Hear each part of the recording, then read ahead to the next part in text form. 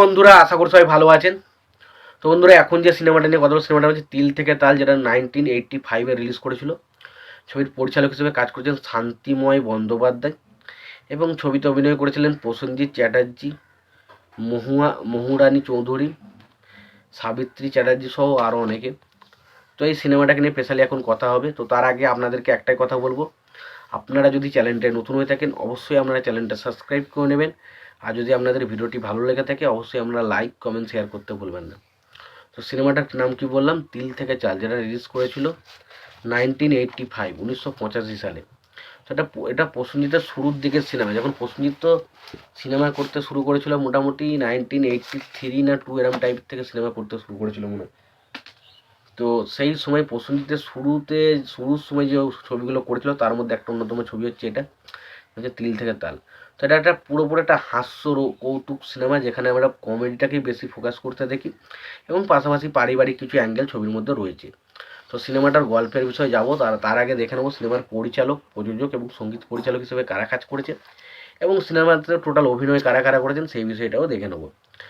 তো এবার আসি সিনেমাটার পরিচালক নাম। তো সিনেমাটার পরিচালক হিসেবে কাজ করেছেন শান্তিময় বন্দ্যোপাধ্যায়।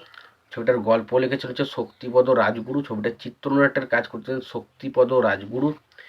ছবিটার সংলাপের কাজ করছেন শান্তিময় বন্দ্যোপাধ্যায়।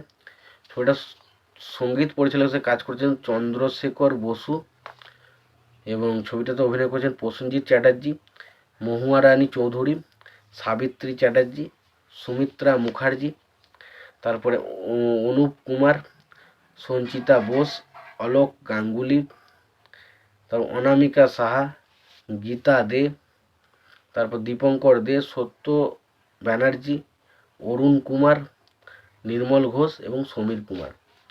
তো এই সিনেমাটা তিল থেকে তাল বলতে এমন একটা সিনেমার গল্পটা শুরুতে আমরা দেখতে পাই যে আর কি এটা পারিবারিক বিষয় এবং সেখানে কি থেকে যে একটা সমস্যা সৃষ্টি হয়, হঠাৎ করে একজন বাইরের মানুষ আসে এবং একটা তাদের পরিবারের মধ্যে একটা সমস্যার সৃষ্টি করে দেয় এবং তারপর আস্তে আস্তে সুখে শান্তিতে থাকা একটা পরিবার কিভাবে নষ্ট হয়ে যাচ্ছে সেটা নিয়ে হচ্ছে সিনেমা, যেটা হচ্ছে তিল থেকে তাল। তো খুবই ভালো একটা সিনেমা এবং এখানে প্রসেনজিৎ এবং মহুয়া চৌধুরীর মধ্যে যে কেমিস্ট্রিটা আমরা দেখতে পাই সেটা আমার কাছে ভালোভাবে ওয়ার্ক করেছে। ছবির গানগুলো খুব ভালো ছিল, প্রত্যেকটা গান খুব ভালো ছিল। ছবির কমেডিটা আমার কাছে কিন্তু ভালোভাবে ওয়ার্ক করেছে। পাশাপাশি ছবির কিছু ইমোশনাল পয়েন্ট আছে সেগুলোও কিন্তু ভালো।